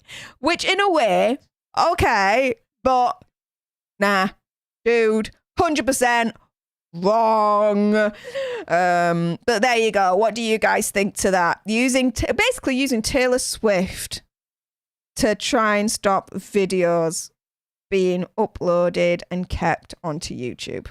That's basically that. Wow. The intent behind wanting to do that in the first place for me is pretty scary, because it's like he's doing that so that even though he's being filmed, he feels like he can potentially, again, my opinion, my conspiracy, do things that are untoward, that not a lot of eyeballs will see, because it goes onto YouTube. YouTube hears the Taylor Swift song, smacks it down. There. No. And again, allergies. My nose is a little bit. What's it? But what are you guys saying in the chat? Giovanni Vargas, a Steph OnlyFans. I'm flattered, but no. Will Morris, I feel like Bree's OnlyFans would just be her reading Betty Friedan's The Feminine Mystique. Do you know what? I could see that. I could see that happening. In like another reality, like another, like, I don't know, multiverse situation going on. Yeah, I can see that. Her going full SJW, reading The Feminine Mystique. Like, hell yeah. Will Morris, how about no, Giovanni? Exactly. Yeah, respectfully, no thank you. OnlyFans, good title for a film. Rich's comic book and video game. Depends what the film is all about, with a title called OnlyFans, but okay. James Tyler, Gio, the only content Steph would have on OnlyFans would be short films a la Saw, and that scene in Reservoir Dogs where the song Stuck in the Middle with You plays. Hell yeah, James, you know me. You know me. Hell yes. Yes, if I had the skill and the vision to do that, hell yeah, I would. But I don't. I neither have the skill nor the vision. I'm just an English lass with a gob. And that's pretty much it. And that's what I just use to do this, basically. What else are you guys saying? David Small Money. Criminals would use portable speakers to negate video footage in court. Yeah. It's a slimy way of trying to use copyrighted material to try and, in my, again, humble opinion, my conspiracy, my what is it, try and limit the amount of eyeballs seeing an act that is ethically not sound. Yes. Will Morris, it would be footage of Stef at Alter Bridge concerts meeting with only their fans. I like your little wordplay there, Will. I can appreciate that. Good idea, Will. Yes, Richard's comic book and video game. Good idea. David Smallmoney, good night, Room, and Stef the Alter Nerd. Oh, good night, David. Thank you very much for joining again in the chat. Lovely to see you. Hope to see you again this time next week on Sunday. Go live every Sunday at 7 o'clock UK time. Check Google for your own time zones because, yeah, damn the time zones. They get a bit, what is it for me? Matthew Coburn. Alameda is where Chekhov and Uhura needed to go to in Star Trek Voyage Home to find the nuclear vessels, LOL. Is it? And am I pronouncing it right? Alameda? I have a funny feeling I should be pronouncing it Alameda. Again, me and my pronunciations, I'm like, do you know? Stay lucky, James. David. And David be like, stay lucky, Will. Oh, you too, David. James Tyler, I'm disappointed the song the cop didn't play was Bad Blood. I do like that song, though. And there's a couple of songs that I do like of Taylor Swift's, and that one is one of them, in all honesty. I'm not a fan of her recent work that she's released over the last year. No, not at all. But it's some, you know, she's getting critically acclaimed for it. So, you know, fair play to her, you know what I mean? Matthew Coburn. It's funny you, sir, are no velociraptor from Jurassic Park. And Will Morris says that cop was quite mental. Yeah. Very, very mental. And for him to... do you know what? For him to think of playing copyrighted material to try and hamper a video being uploaded to YouTube for eyeballs to see what he's doing, for me, in my opinion, my conspiracy mind, demonstrates a mind with ill intent. Do you know what I mean? Otherwise, you know, you've got no to hide. Let them film.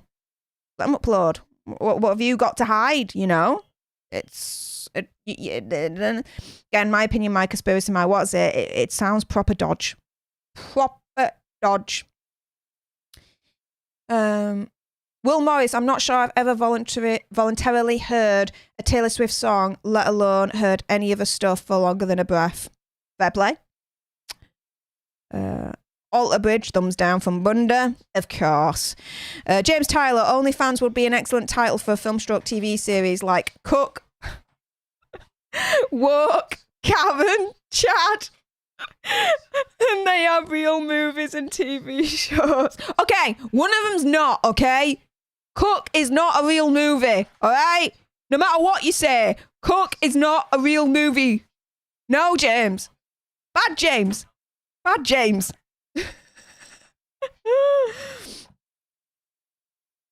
Will Morris, alter philosophy.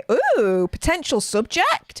Is Principal Vernon from The Breakfast Club good or bad? Ooh. I don't know if you know this, but you have just referenced my favourite film of all time, Will. Again, shock horror. Not much of the ultra-violence in that, is there? But... ooh. Let me sleep on that one, Will. Let me sleep on that one. Wow. Yeah. Richard's comic book and video game. When you see my name again, I'll be in England. Yeah, you're coming to this side of the pond. Welcome, welcome, welcome, Rich. To be fair, you're going to be like, I'm like, here in England, and you're going to be like all the way down here in England. You know what I mean? Like, yeah. But still, we're going to be in the same country. Hey up, mate. But But yeah, happy travels. I hope it all goes well and all that malarkey, mate. Giovanni Vargas, sorry for the question, guys. How are this year's goals doing? Mine are king of effed. Goals? What does that mean? Hang on. Hey. Oh, way up. One of my boo-boos, probably actually my puppy, the Devo, is sounding off at the moment. I don't know if you can hear that in the background. But yes, life happens. You're probably hearing Samson right now in his big gob. But goals? How are this year's goals doing? Hang on. I'm just Googling this right now because I'm not too sure what you're meaning by this. Yeah, and I'm not getting really that much reference from Google. Giovanni, if you can just kind of elaborate what you mean by how are this year's goals doing? I don't know what you mean by that. When you say that, I instantly think Euro 2020 tournament that's going on at the moment, in all honesty, mate. But maybe I'm getting the wrong end of shtick. Let me know. Will Morris, Woke is actually a good show, not all about what people think it is. I didn't even know there was a show called Woke, in all honesty, mate. To be fair. Like, you know what I mean?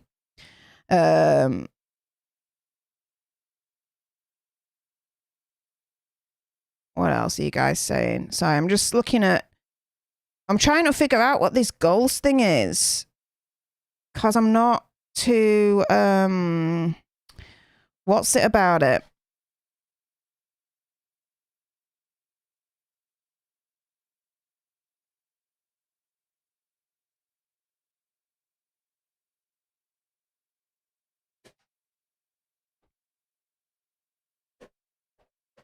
And whilst I am waiting for the answer to figure out what this goal situation is, we are going to be celebrating Bunda.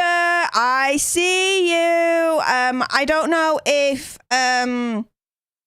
it's... I suspect it is, because again, it's showing up in pounds here. But yeah, thank you ever so much for your kind contribution. He's just contributed $5 through the Cash App. At the Cash App, that's where the Cash App. At the Cash App, that's where the Cash App. Yes, I know. I like Geordie's Corner. I'm part of the Geordie Joe crew. Absolutely. Respect to the dude. And yes, he did it the Cash App way. So... you know what's going to happen in a moment for everyone that's familiar with this. We are going to party, and this one is for you, Bunda, in 3, 2, 1.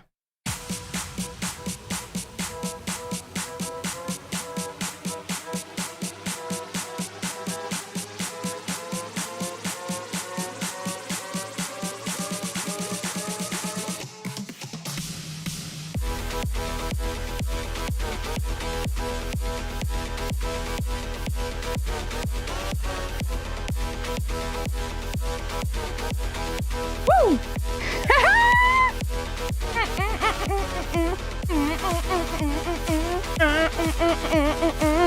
Yeah. Richard was just watching me in the doorway and he was like, yeah, nah, I'm disowning you right now. Hang on a minute. What was that? he was saying, what an effing idiot. But yes, Bunda, that one was just for you. Thank you ever so much. And Nicholas Clark, thank you again for your previous donation.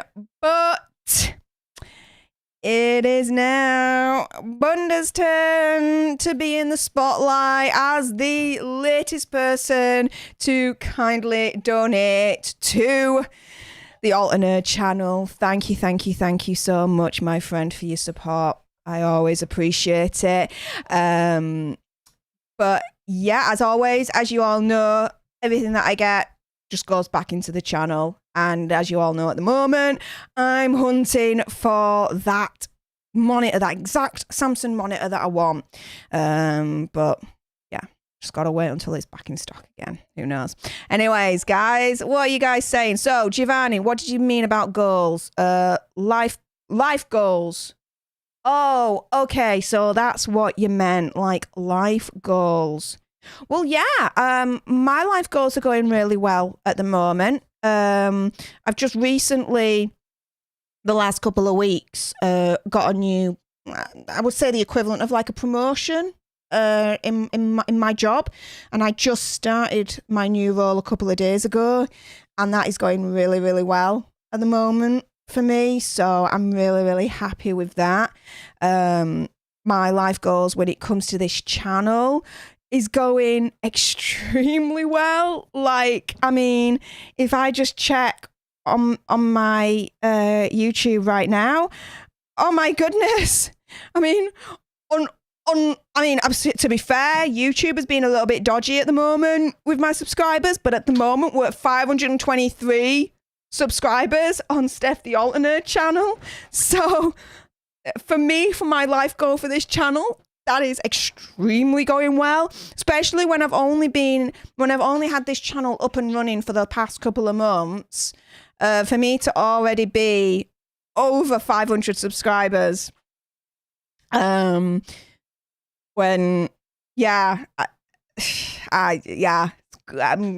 channel's going at a rapid rate. I'll say that. I'm very proud and very happy and very, very grateful for everyone that has subscribed, that supports. I'm so grateful for Andy over at Popcorn Planet for being a friend and being not only that, but a wonderful mentor as well, and always supporting me. Lewis at Nerd Report, Geordie Joe at Geordie's Corner, you know, them three. Yeah, I'm just so grateful for their support and friendship and mentorship and all that jazz. But yeah, life goals for my channel going extremely well, I would like to say. And in regards to family, going really, really well. Chipper, my eldest, she, I don't even think I've ever said this out loud online, but she has terminal cancer. And this time last year, she was given like a couple of months to live. And a year later, she's still here. And she's still stubborn and she's still carrying on. And so family-wise, that's going really, really well at the moment. And everything is starting to open up over here in England.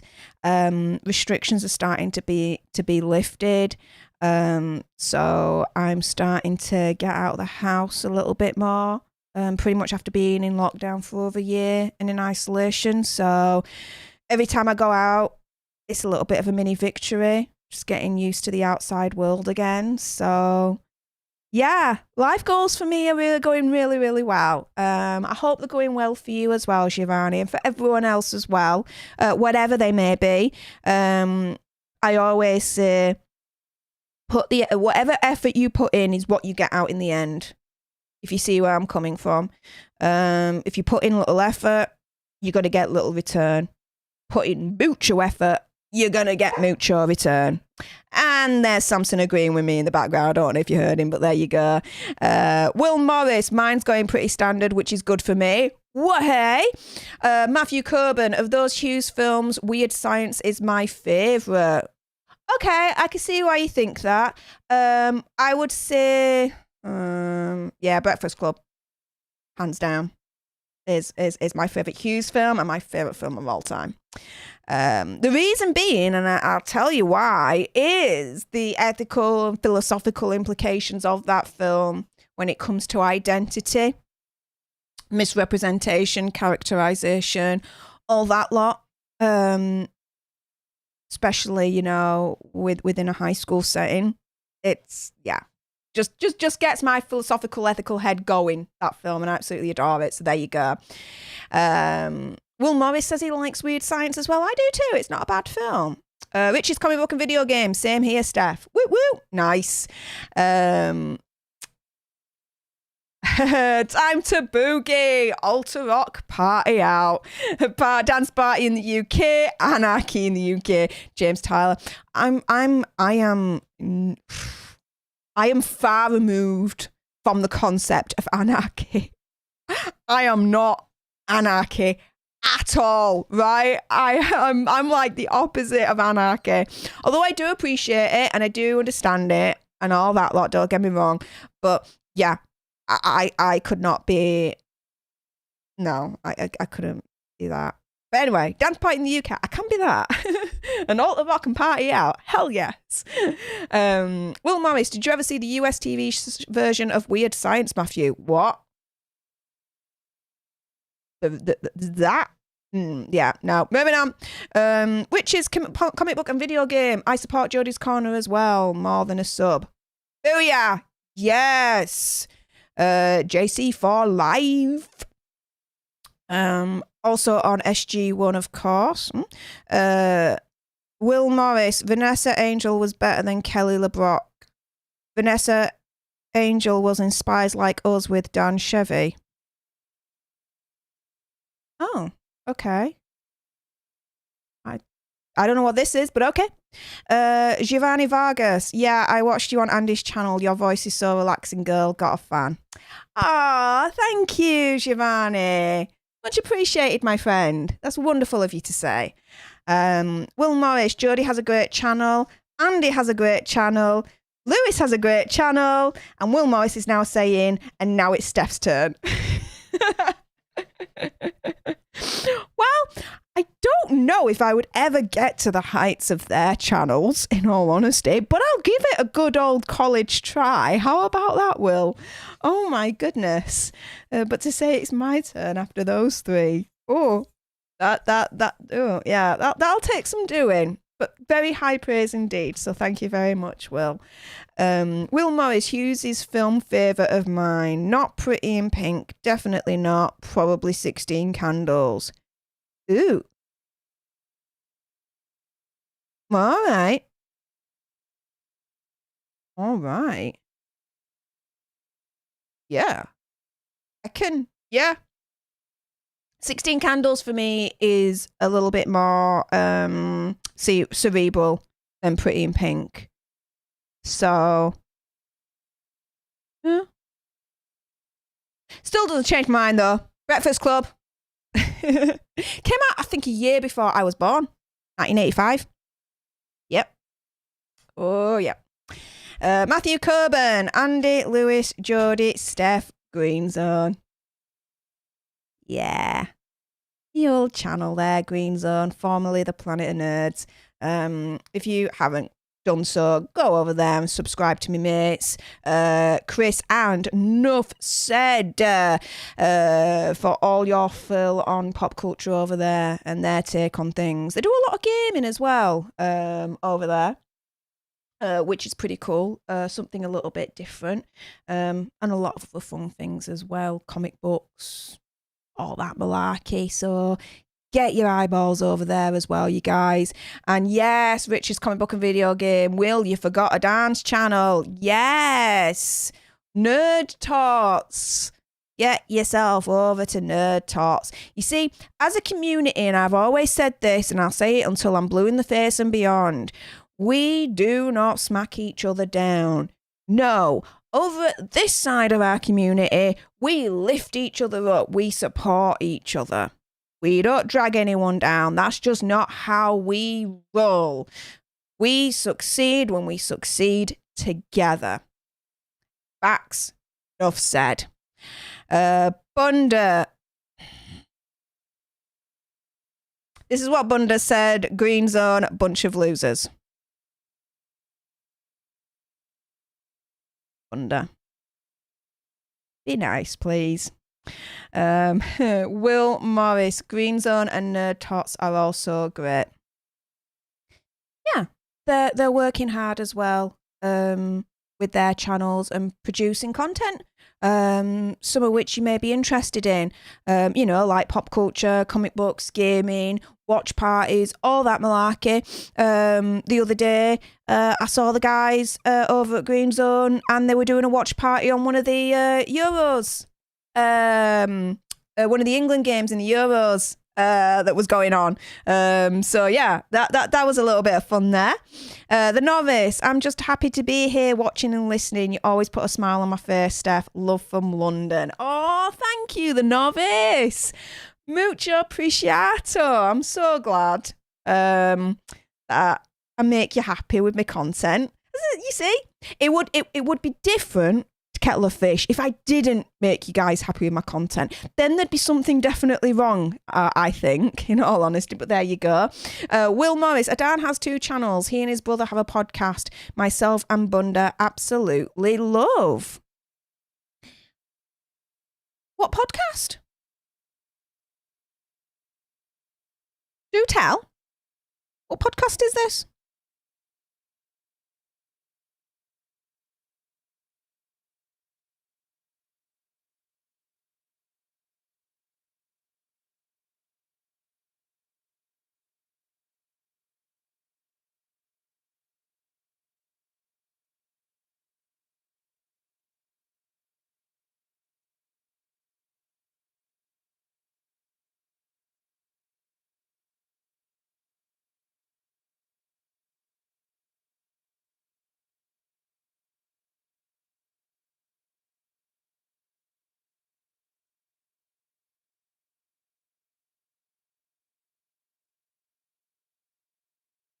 Sorry, I was just checking something on my phone. Sorry, guys.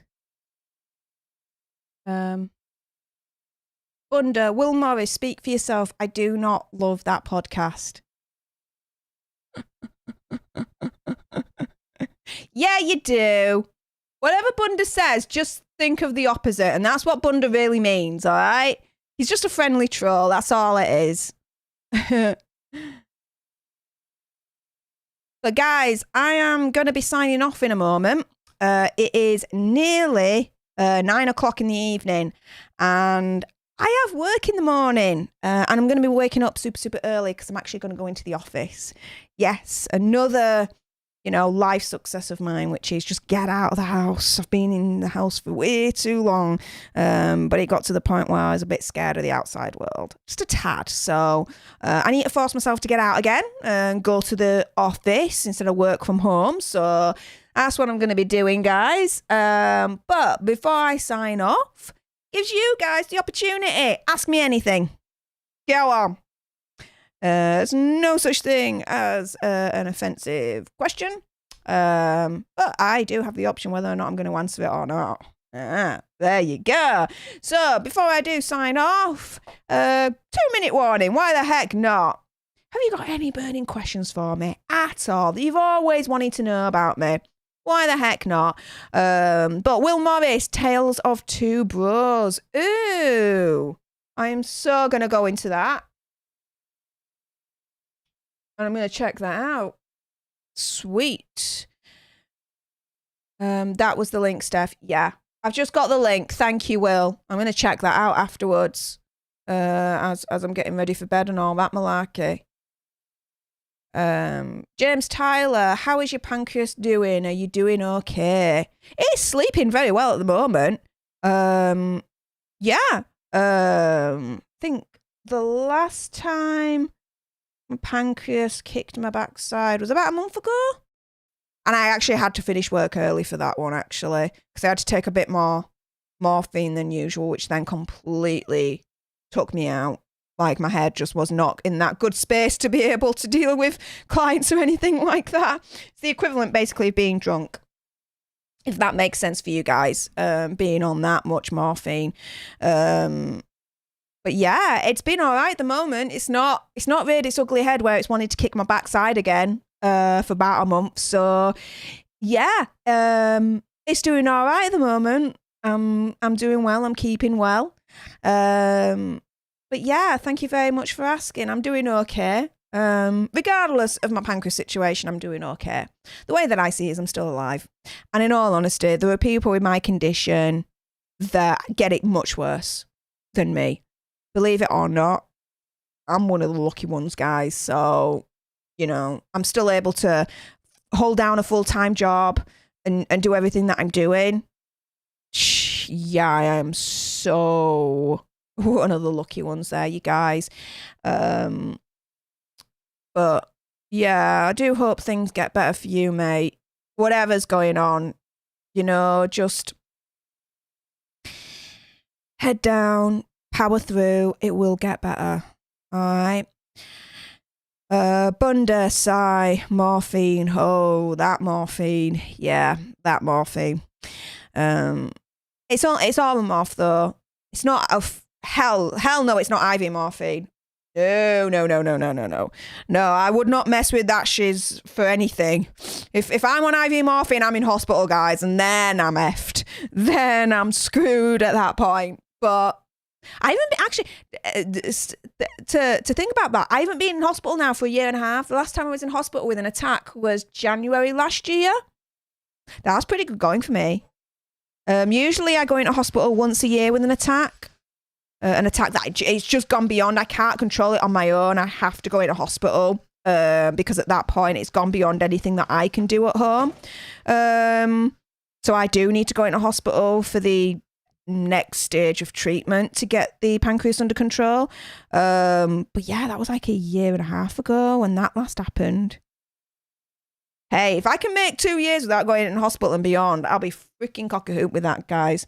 But yeah, Will Morris, ask Steph anything. You said that they stay next door to your parents' partners' parents. That sounds like an interesting story. Okay, I think I know what you're trying to get there, Will. So, myself and my partner, we've been together now since 2007, 2008, so a heck of a long time, okay? And I was at university at the time, and it was my second year of university that I met him. And then my third year of university, I moved out of my mum's house and I went into private student accommodation. And then after that, after university had finished and I graduated with my degree, I then moved in with Richard and we rented. We rented a house for about 10 years. And then in 2018, we bought this house. First time buyers, we bought this house. Now, where all this came about was this house that we bought, the previous owners had passed away. Richard had known them for all of his life. And when they passed away, we knew the people that were dealing with the house and the estate and all that lot. And Richard had turned round to me one day and had said that he had found out potentially the valuation of this house. And when he told me, I was like, that's a steal. Brilliant, fantastic investment. We do need to jump on this. And I agreed with him with his sentiment on that. It only just happened that this house that we bought is literally opposite his parents' house, across the road. That's why he knew these previous owners for all of his life, because they were literally neighbours. Do you know what I mean? So we went for it. I got all my documentation together, applied for the mortgage, got accepted.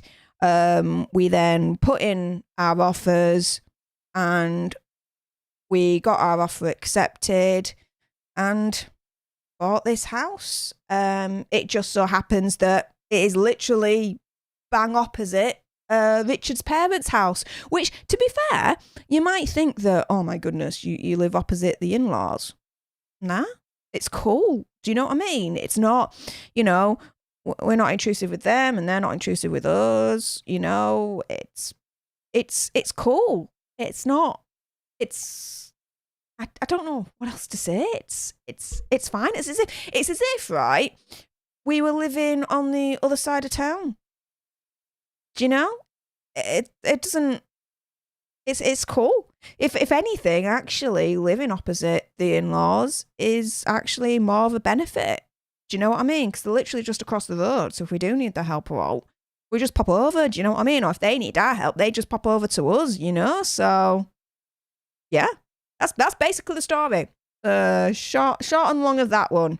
As to why we literally not live next door, but bang opposite. Bang opposite. If I look outside my window right now, I am looking literally at his parents' house. That is how bang opposite we are with them. James Tyler, will you ever finish Dead Space? Honestly, probably not. Sorry, James. I've dabbled in gaming, I have to admit, and I do technically have my own Twitch channel, but I don't know. I think just as a platform and the type of content that I'm doing, personally, I prefer what I'm doing here on my YouTube channel. I may game every now and then, don't get me wrong, I'll never say no to that. But for me, personally, I prefer this kind of content creation and the live streams that I'm doing over here and all that lot. I just feel I have a little bit more to add in terms of my own knowledge and whatnot with what I'm doing here rather than the gaming, but that's just me. Although I do appreciate Dead Space. I do like it, and I did enjoy the heck out of it when I played it last year. I don't know. I think gaming for me is something that I'll just do offline for something for me to enjoy. Because when I start streaming with the game, it then could become more of a chore rather than something that I enjoy, and I don't want it to turn out that way. So I think I'm just going to treat my gaming separate from the online streaming world and just do it because to do it, not to stream, you know, just to do it because I want to do it rather than do it because I need to stream it. I know what I mean. I hope you know what I mean as well. But there you go. That's my word vomit all over you. Have fun with that, James.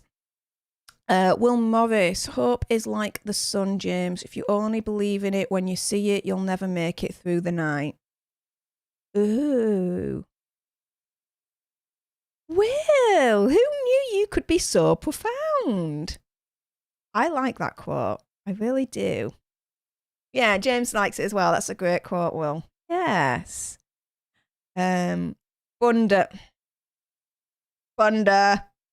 First time buyers can't pay, will take it away. Bunda. Not a chance. Okay, true story. Technically, before this new role came about, I started this week. I used to be an insurance advisor. Now I work in complaints and compliance. But before all of that, for 10 years, I used to work in mortgage arrears and a specialist in mortgage arrears. Yeah, I was the person you hated to speak to if you ever fell behind on your payments for your house. I know, it was a thing. Whatever. But anyway, I feel a bit nervous speaking out loud about it, in all honesty. But yeah, that's what I did for 10 years. So if you think an ex-mortgage arrears specialist is going to be falling behind on her mortgage payments for her own home, Bunda, dude, you're losing grip with reality. What can I say? Will Morris, you will make it through the night and into many mornings, dude. Tough times don't last. You know what does. Bunda, James, here's a quote. When you need more money, ask your dad for more money. If he doesn't have any, get a dad with a lot of money.